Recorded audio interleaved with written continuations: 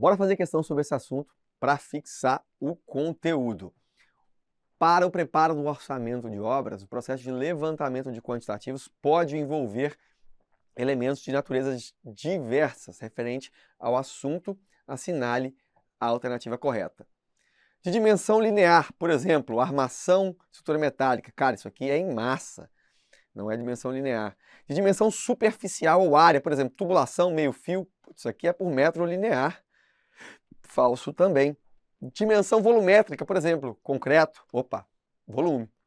Escavação, volume, aterro, volume. Dragagem aqui de obra, né, desobstruções ali, limpeza de fundo de rio, lagos e tal, pode ser por volume também removido. Bombeamento, volume de água ou volume de fluido bombeado. Então a gente tem aqui algo que está mais próximo da realidade.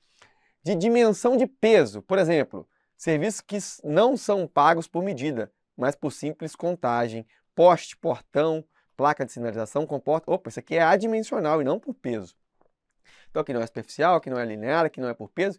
De medição adimensional, por exemplo, limpeza, desmatamento, forma, alvenaria, forro, esquadria, pintura. Isso aqui tudo é em área, geralmente metro quadrado. Então não é adimensional. Sobrou para nós, gabarito letra C. Dentre as etapas que precedem uma construção, destaca-se a relevância do levantamento de quantitativos em projeto e as consequências de um levantamento de quantitativos rigoroso.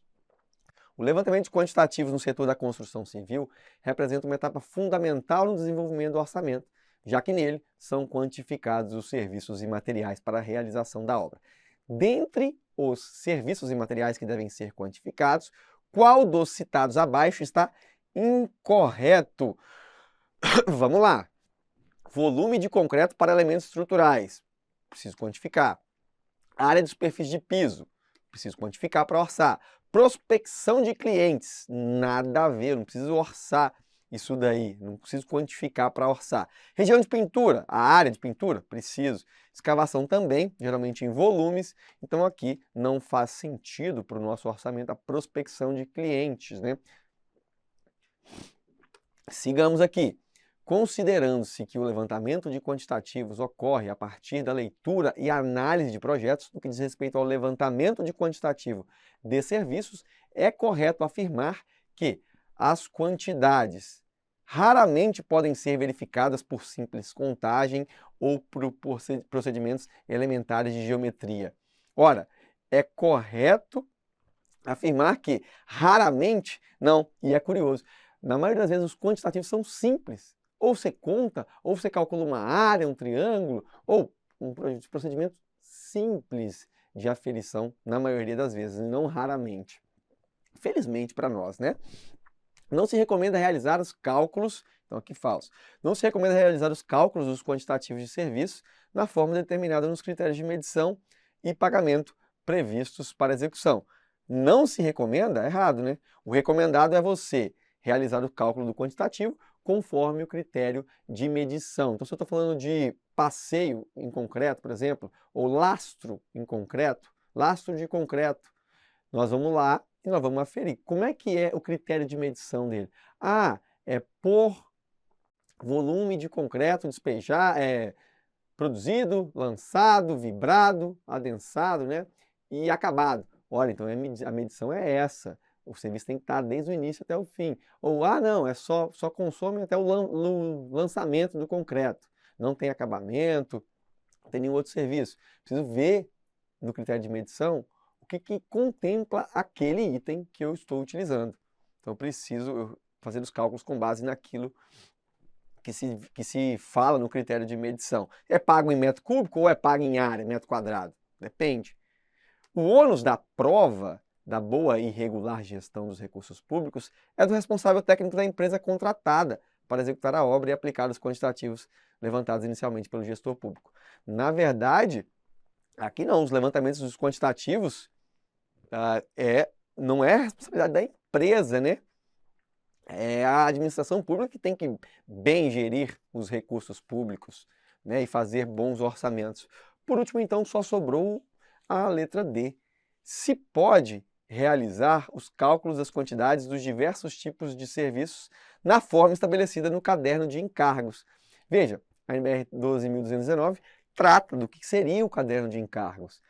O que é o caderno de encargos? É o conjunto de discriminações técnicas, critérios, condições e procedimentos estabelecidos pelo contratante para a contratação, execução, fiscalização e controle de serviços e obras. Então aqui, quando a gente fala dos levantamentos, dos quantitativos, eu posso realizar conforme os serviços, né, a forma que foi estabelecida no caderno de encargo. É ele que vai trazer todo esse detalhamento, esse regramento, né, que são os encargos que serão passados à contratada. O levantamento de quantitativo de obras é uma etapa muito importante, tanto para o orçamento como para o planejamento e execução de projetos. É por meio dele que são determinadas e especificadas as quantidades de cada serviço, material e, consequentemente, a determinação de mão de obra e prazo. A etapa de levantamento de quantitativo é muito importante para a segurança financeira de um empreendimento e de empresas como um todo. Portanto, requer atenção e que algumas ações estejam presentes. Gente, balela, né? Absurdo aqui. Falou, não teve nenhuma dúvida aqui, claro que é importante. Nem precisaria trazer essa questão aqui de tão fácil, mas essa questão fácil também deixa a gente em dúvida, principalmente quando é certo ou errado. A gente fica sempre, tá fácil demais para ser verdade. São necessários para a elaboração do orçamento detalhado de uma obra, exceto. O que é necessário para o levantamento, para um orçamento detalhado? Estou falando de orçamento discriminado, detalhado, analítico. Cálculo do custo direto da obra. Tá, preciso do custo direto para orçar. Cálculo do custo unitário dos serviços a serem realizados. Tá, preciso do custo unitário de cada um dos serviços, até para eu chegar no custo da obra. Estimativa das despesas indiretas e remuneração da construtora, BDI aqui, né? Despesa indireta e lucro, preciso. Levantamento preciso dos quantitativos dos serviços a serem realizados. Claro, preciso saber todos os quantitativos, o projeto tem que estar muito bem feito. Especificação técnica apresentada de acordo com catálogos de fornecedores ou de fabricantes. Gente, que é importante até para quem vai trabalhar com isso, né?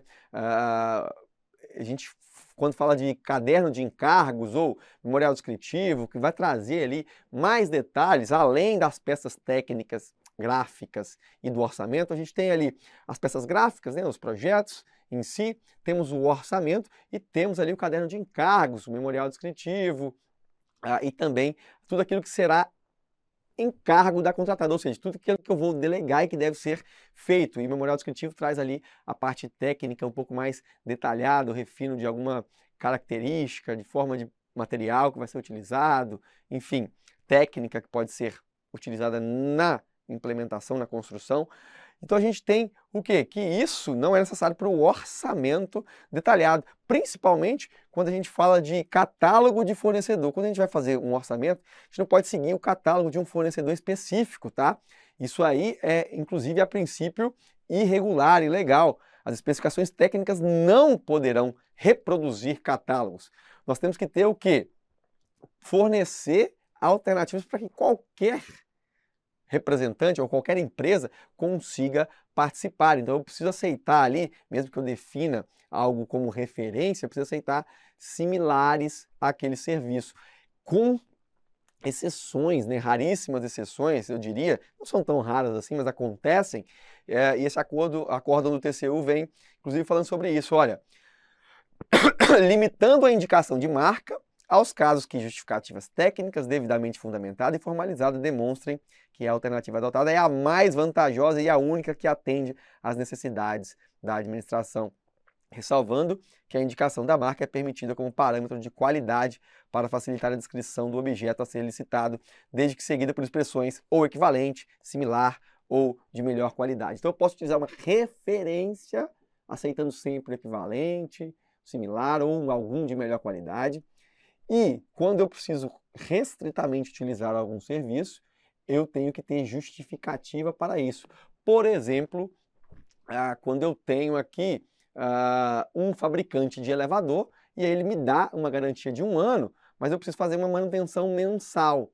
Então, nessas peças, eu preciso de peças que recebam, que sigam a especificação técnica daquele elevador, porque está na garantia.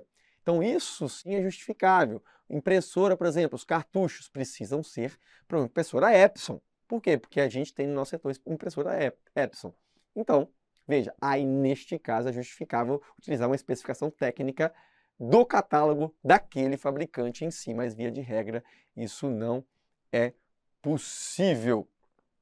Seguimos. A Prefeitura solicitou que você elabore o levantamento quantitativo de insumos que compõem o orçamento do concreto destinado à concretagem de uma viga com seção retangular de 60 por 35 metros de comprimento. Os consumos adotados por metro cúbico de concreto são 400 kg de cimento, 0,6 metro cúbico de areia, 0,8 metro cúbico de brita. Para calcular a quantidade de materiais necessária para a concretagem da viga proposta, deve-se multiplicar o volume do concreto pelo consumo do respectivo material por metro cúbico. Veja, ele ensinou como você deve fazer e geralmente é assim. Veja que é matemática simples, formas geométricas básicas para a gente calcular as quantidades. Daí eu tenho quantidade, pego o preço em alguma tabela, né, de referência, chego então, pego o custo, né, chego no meu custo global, o custo total e depois o somatório no nosso custo global daquela obra. Portanto, a quantidade de materiais necessária para a concretagem da viga proposta é 360 kg de cimento, 0,54 metros cúbicos de areia e 0,72 metro cúbico de brita. Sim ou não? É só eu ver. Olha, o volume da viga, 60 por 30 vezes 5 metros. Então ela tem 60 sempre de altura, né, gente? A não sei que seja uma viga faixa. Então aqui a gente geralmente vai ter 30 por 60 e aí 5 metros de comprimento, formas geométricas muito simples, volume 0,9. Se eu gasto 400 kg por metro cúbico de cimento, gasto 400 kg por metro cúbico de concreto, 0,9 vezes isso, 360 kg de cimento. 0,9 metro cúbico de concreto, eu gasto 0,60 metro cúbico de brita por metro cúbico de concreto. Então eu gasto aqui 0,54 metro cúbico de brita. Veja as unidades. Brita, ora, eu gasto para um volume de 0,9 metro cúbico, vezes o consumo de brita, que é de 0,80 metro cúbico de brita por metro cúbico de concreto, eu chego a 0,72. Por isso, certo, isso daqui, muito cuidado com essa análise, viu? Essa interpretação.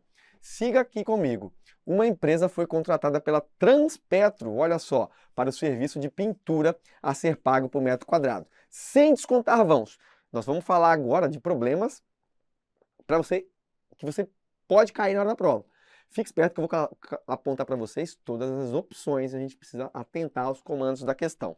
Ora, foi contratado pela Transpetro para pintura por metro quadrado, sem descontar vãos.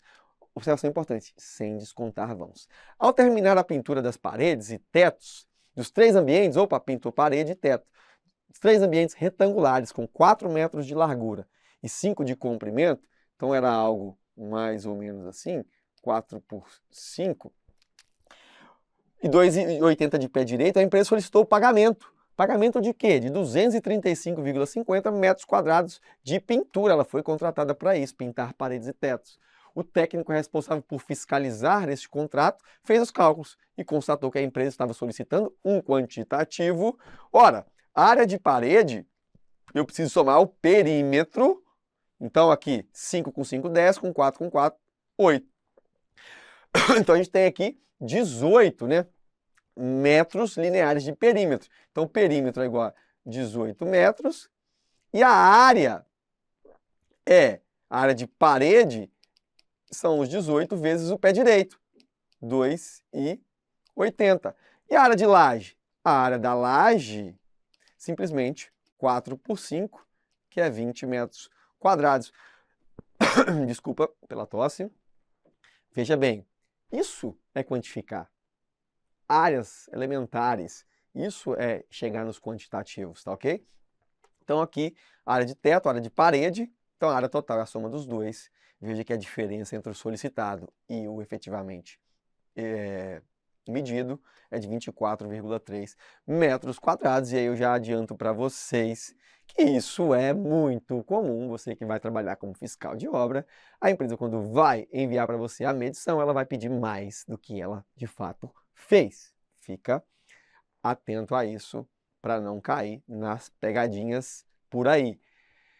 Vamos lá, agora a gente entra no problema. Falamos de alvenaria, né, numa pintura de teto e parede, e um dos grandes problemas, na verdade, divergências, é de fato quantificar serviços que envolvam alvenaria, seja desde a sua construção, chapisco, emboço, reboco, acabamento ali e pintura. Por quê? Temos 3 formas de quantificar isso. Vamos ver cada uma delas agora. Veja na Fundatec, com base nos critérios de quantificação dos serviços determinados pelo Sistema Nacional de Pesquisa de Custos e Índices da Construção Civil.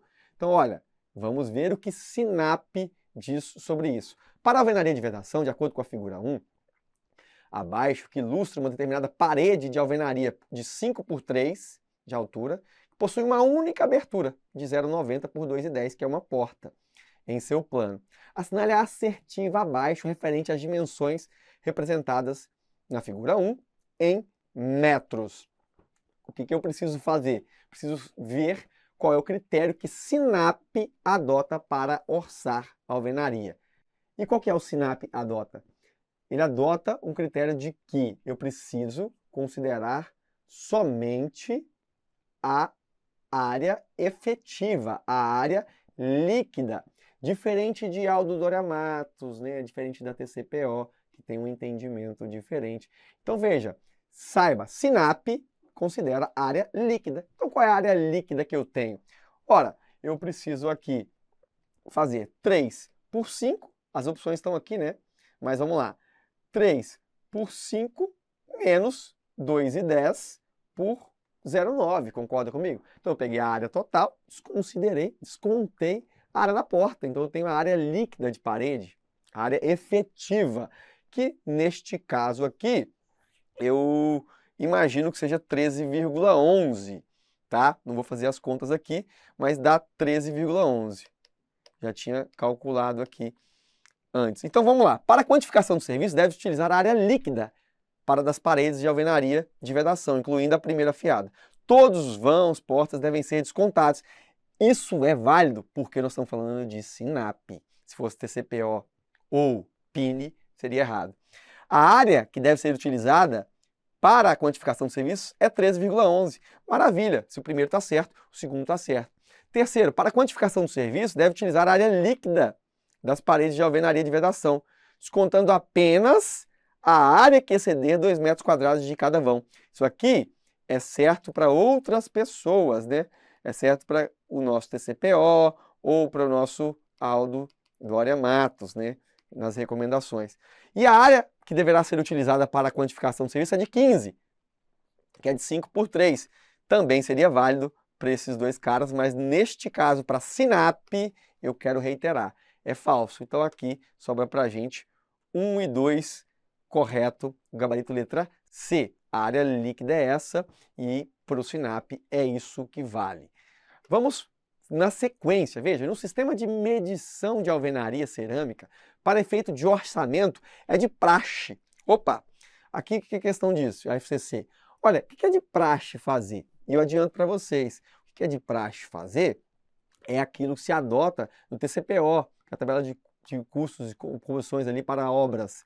Muito famosa, inclusive, junto também com Aldo Doria Matos, que talvez seja a maior referência em planejamento, controle de obras e também em orçamento de obra pública. Ele tem ali seus livros publicados pela editora PINE. O que ele fala que é de praxe fazer? Veja, toda vez que eu tenho uma abertura, eu preciso dar acabamento, eu preciso fazer arremate, me dá um certo trabalho, eu preciso fazer os grampos para prender, eu preciso colocar as tábuas. Então é o seguinte, se essa, e eu já vou passar para aqui para a sequência, se essa área, esse vão, tiver menos de 2 metros quadrados, cara, dá um trabalhão para arrematar o vão, que eu vou pagar para o cara como se esse vão tivesse fechado. Então, se ele tem 1,999999 até 2 metros quadrados, 1,99 metros quadrados, eu vou pagar esse cara por essa parede, porque dá um trabalhão. Agora, se ele tem mais do que isso, ele tem 4 metros quadrados de vão, 5 metros quadrados de vão, o que eu vou fazer para o cara? Eu vou pagar só 2. e o resto eu desconto, o resto eu não pago. Por que eu vou pagar 2? É o preço pelo trabalho de acabamento que se tem. Entenderam isso? Que a gente faz por vão, cada vão me dá um trabalho. Então é de praxe pagar 2 metros quadrados. Se for menor, eu nem desconto. Se for maior, eu pago 2 e o resto eu desconto. É isso que a gente fala. Então, qual é de praxe o que é feito? Desconta-se as áreas que excedam 2 metros quadrados em cada abertura. Então, se eu tenho uma janela aqui, aliás, desculpa, uma porta aqui que tem 1,5 por 2 de altura, na verdade ela tem então 3 metros quadrados, concorda? Então essa porta tem 3 metros quadrados e eu tenho aqui uma alvenaria de 5 por 10. Eu tenho 50 metros quadrados, 10 vezes 5, 50. E eu vou descontar o vão, mas eu não vou descontar 3 metros quadrados, eu vou descontar só o que excede 2. Então eu vou descontar um só, que é 1 metro quadrado, que excede. Então ao invés de 50 metros quadrados, que seria a área bruta total, eu desconto 1 metro quadrado. Ou seja, o vão tem 3, mas 2 eu pago para o cara, 1 eu desconto. Eu teria 49 metros quadrados. Essa é a ideia que é praticada de praxe, de acordo inclusive com esses dois caras aqui. Veja que é diferente do entendimento de Sinap. Quero que você saiba isso. E por último, uma outra ideia, essa menos usual. A NBR 12721, em seu anexo C, dispõe sobre critério de orçamento em relação a paredes e painéis para a composição do orçamento de todos os serviços verticais, alvenaria, revestimento, paredes e pintura, são adotados os seguintes critérios de quantificação, exceto, então, esses caras aqui da norma, qual é a regra que eles usam? Vão menores que 2 metros quadrados não são descontados. Ok, a mesma que TCPO usa, a mesma que Matos usa, Aldória Matos. Vãos maiores que 4 metros quadrados são descontados integralmente, aí já é uma regra nova, mas está correta também. E vãos entre 2 e 4 metros quadrados, eu considero todos descontando 50% da área do vão. Então eu desconto só metade da área. É uma outra regra que essa norma traz para a gente. E o que é o exceto? Todos os vãos devem ser descontados nas mesmas dimensões, paredes e painéis. Ou seja, aqui é um critério que seria adotado por Sinap. Tudo quanto é vão, eu desconto. Mas não é o caso dessa norma, por isso esta é o exceto, é a que não está de acordo com a norma. Agora veja, eu estou quantificando aqui a área de alvenaria, tudo isso, né? Agora tem uma outra quantificação muito interessante que se faz, que é os blocos, quando a gente vai fazer o número de tijolos. Agora eu já não estou falando mais de área em metro quadrado de alvenaria, tem nada mais que desconto, não desconta aqui. Agora, quando eu quero falar quantificação de blocos, eu preciso considerar sempre que o tamanho de um bloco unitário é o seu tamanho mais a espessura da argamassa, que, em regra, é de 1 centímetro, pode levar isso para a vida, para fazer os cálculos de prova. Essa questão da Fundatec traz isso, eu achei ela muito legal. A figura abaixo apresenta uma alvenaria com uma janela e uma porta com dimensões indicadas. Sabendo que todas as dimensões expressas na figura estão em centímetros e que a alvenaria possui comprimento de 600 e altura de 260 centímetros, determina o número de tijolos, o número de blocos, com 14 por 19 por 39, espessura de 14. Tá ok? Então, para nós o que interessa é o bloco 19 por 39. Então ele tem 19 por 39, está aqui o nosso bloquinho unitário, necessário para a execução do serviço. Considere apenas a área líquida da alvenaria, descontando integralmente os vãos das esquadrias. Desconsidere qualquer existência de verga, contra-verga ou perdas e considere que a junta de assentamento tem 1 centímetro. Então, quanto que tem o nosso bloco com junta? Eu vou considerar uma junta só, né? Uma junta lateral, quer dizer, uma junta vertical e uma junta horizontal. Por quê? Porque cada bloco vai chegar com uma junta lateral, uma junta vertical e uma junta horizontal. E assim a gente vai assentando toda a nossa alvenaria.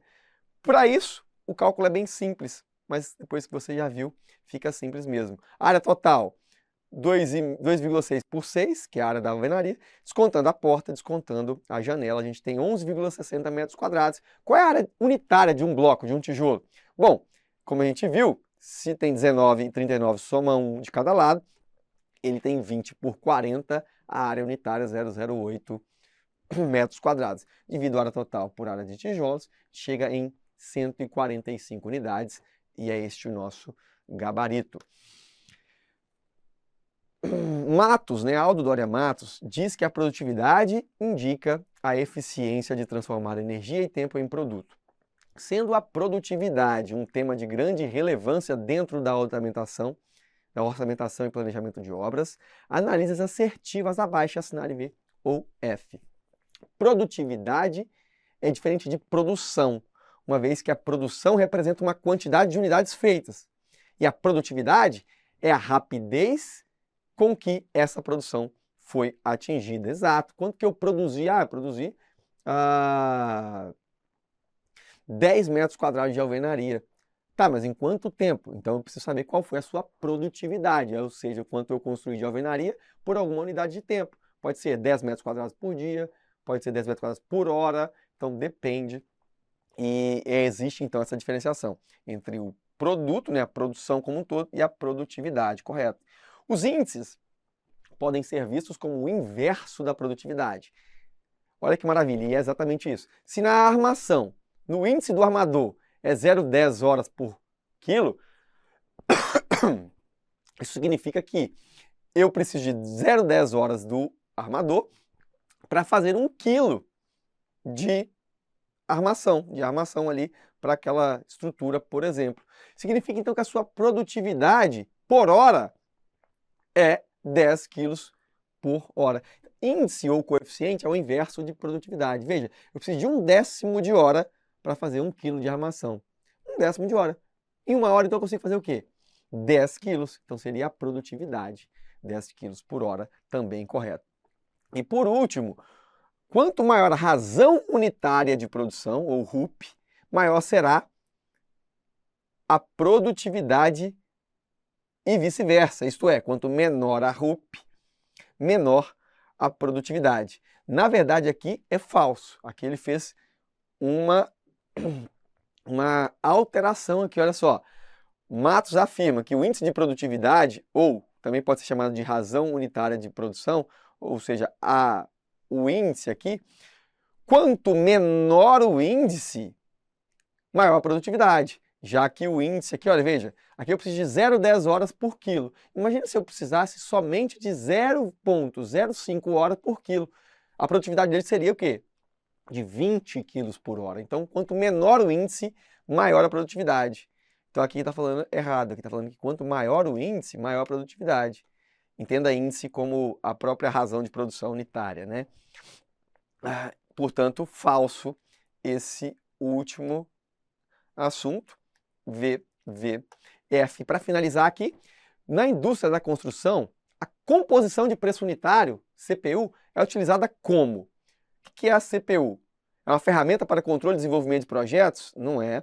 Não é um indicador de lucro da empresa, não é um instrumento para o cálculo de desperdício, mas é uma metodologia na definição da relação de gastos com insumos por unidade de serviço. Então, na composição de custo, eu tenho todos os insumos que irão compor aquele serviço, como nós vimos na aula teórica.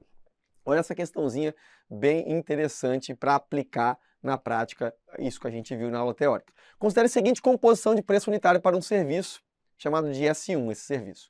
O custo para realizar 40 metros quadrados desse serviço em reais é, ora, tem um insumo, 1, 2 e 3, tenho 3 insumos, a unidade de cada um dos insumos, o índice. Ou seja, o índice é o inverso da produtividade. Então aqui é quanto que eu uso dele para fazer 1 metro cúbico, aliás, desculpa, 1 metro quadrado do serviço 1. E o preço unitário de cada um deles. Como é que eu chego no custo total? Multiplico um pelo outro, chego no custo total de cada um dos insumos e chego no custo global, então fazendo a soma de todos os custos totais. O custo, então, é de R$ 109.200. Lembrando que para chegar no preço eu preciso acrescentar o BDI. O orçamento de referência de uma obra pública previa a composição apresentada na tabela a seguir para a estaca metálica para a fundação, sem os preços em que custo horário produtivo e custo horário improdutivo são respectivamente, está aqui, né? custo horário produtivo e custo horário improdutivo. A respeito dessa composição, então veja aqui, qual é a composição? É estaca metálica para fundação. Para realizar esse serviço, que é medido em quilo, eu tenho soldador, servente, bate-estaca, com o seu custo horário produtivo e improdutivo, isso é coisa de equipamentos, a gente vê quando estudamos a ciclo, né, equipamentos. Perfil H, eu preciso da própria estaca, né, que é um perfil em aço laminado, e de um eletrodo revestido, que aí eu fizer fazer emendas ali, soldas naquele local. Tem os coeficientes, e a questão me diz o seguinte, me pergunta, o coeficiente de 1,12 quilos de perfil H, de aço laminado, considera 0,12 quilos de perda na execução de 1 quilo de estaca. Exatamente isso. Veja que a gente sempre prevê ali, na construção civil, uma perda, né?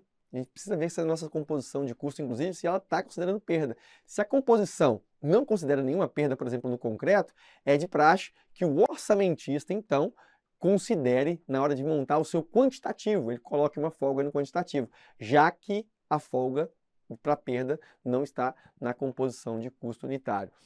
Na aula teórica a gente viu ali 1,05 metro cúbico de concreto para a execução de 1 metro cúbico de concreto. Veja, tem uma folga que é a mesma coisa, porque nós temos emenda, temos corte, tudo isso tem pedaço muito pequeno que acaba sobrando que não dá para reaproveitar, então deve-se considerar esta folga, né, digamos assim, por conta das perdas. Realizando o serviço conforme a produtividade prevista na ficha de composição, uma equipe composta por 2 serventes, então aqui eu tenho 2 serventes e um soldador, eu montei uma equipe. Ela conseguirá executar 1 tonelada de estaca, ou seja, 1.000 kg de estaca, em 3,6 horas. Gente, eu preciso de 0,0018 horas de soldador para fazer 1 quilo. E eu preciso de 0,0036 horas de servente. Veja que eu preciso de mais servente do que de soldador. Então, se eu coloco 2 serventes aqui, eu consigo produzir mais rápido. E aí, a equipe ideal seria exatamente 2 serventes para 1 soldador. E aí ninguém ficaria ocioso, né? Veja, 1.000 quilos com o coeficiente de soldador, ele realizaria isso em 1 hora, 1,8 horas.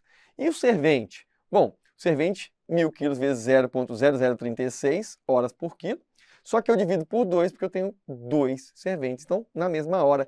Isso é legal na composição das equipes, a gente tem que tentar compatibilizar o dimensionamento das equipes com o tempo do serviço. Imagina se eu estivesse trabalhando aqui um soldador para um servente. O soldador teria terminado o trabalho dele e o servente ainda ia ter mais 1,8 horas de trabalho pela frente. Claro, se o serviço for assim, compatível. Então aqui não 3,6 horas, porque eu não somo isso, né? Obviamente, cada um estabelece. O pior caso, quem demora mais, é que determina o tempo total do serviço. Nesse caso, os 2 demoraram ao mesmo tempo. Então, o prazo para execução, 1,8 horas. Agora, quantas horas homem eu consumi? Então, eu tive 3 pessoas trabalhando, cada um 1,8 horas. Então, aí eu preciso, é outro assunto que não tem a ver com o tempo de execução. Errada essa questão e bola para frente.